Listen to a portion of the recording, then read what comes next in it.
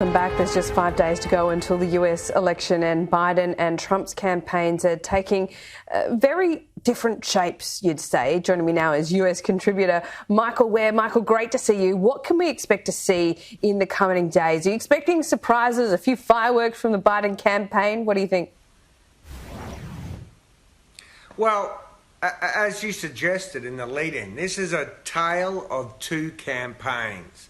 One is President Trump's campaign, where he's desperately crisscrossing the country, holding his rallies, trying to shore up support in states that he held last time, but now look like he might lose. Meanwhile, the Biden campaign is still playing low-key. In fact, today, the former Vice President Joe Biden is still, in his home state in Delaware. Now, things will change a little bit for him because he's going to hold a rally for the first time ever with former President Barack Obama. But they're all on one message in the Biden campaign. It's all about COVID.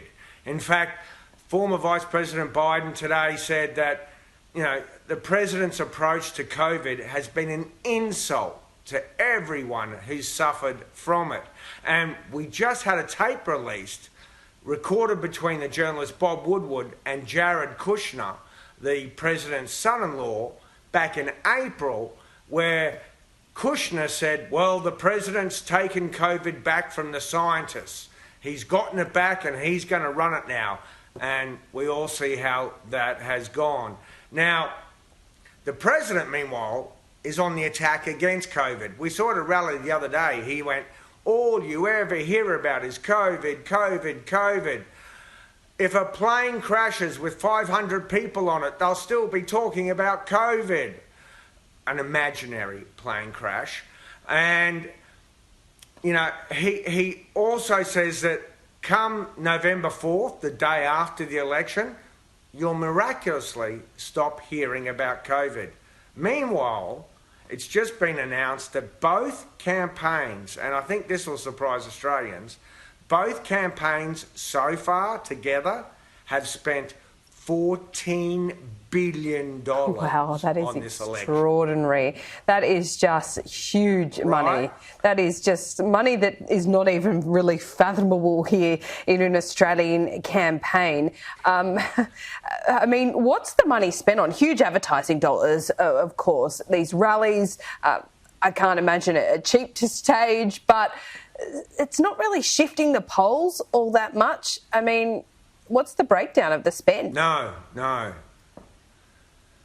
Well, the breakdown of the spend is ad buys. Now, the Trump campaign went hard and early. They spent, I think it was, don't quote me, but $10 million on an ad during the Super Bowl back in January or February. That sounds cheap. And then they spent all this money. Yeah, right, but to a campaign that's now behind in money, Joe Biden has twice as much money as the Trump campaign.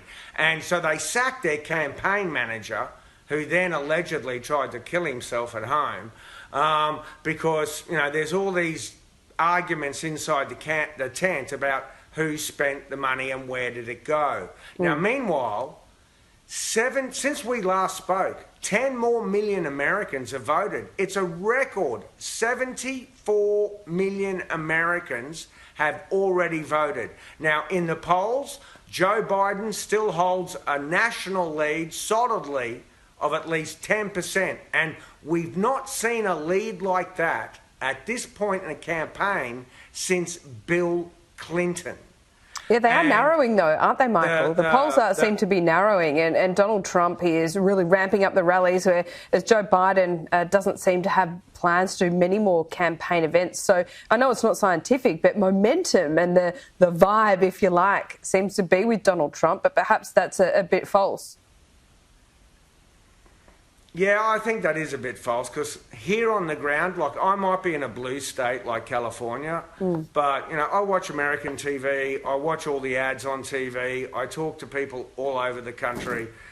Put it this way, there's a reason early voting is overwhelmingly weighted to the Democrats. So this election may come down to how many blue-collar white men, men without college degrees, actually show up on election day. Because most Democrats are voting early. Like I said, they've shattered all records with early voting. And the only demographic where President Trump holds a commanding lead is amongst white men without college degrees. And so it's going to come down to how many of them get off the couch and go and vote to a polling booth. Because right now, I think we already know who would be president. Well, I don't know, Michael. I don't believe the polls have been burned by them before. But look, we will check in with you again 5 days ago. Well, Pace yourself. We've got to go. We'll check in with you. No. And even if you adjust for the bad polling last time, Vice President Biden still wins the Electoral College. Okay. Well, it sounds like a prediction from you. We'll hold you to it. Michael, we'll check in with you soon. No. I'm a war correspondent, not a political pundit. All right. Okay, thank you. Nice one. We'll see you soon.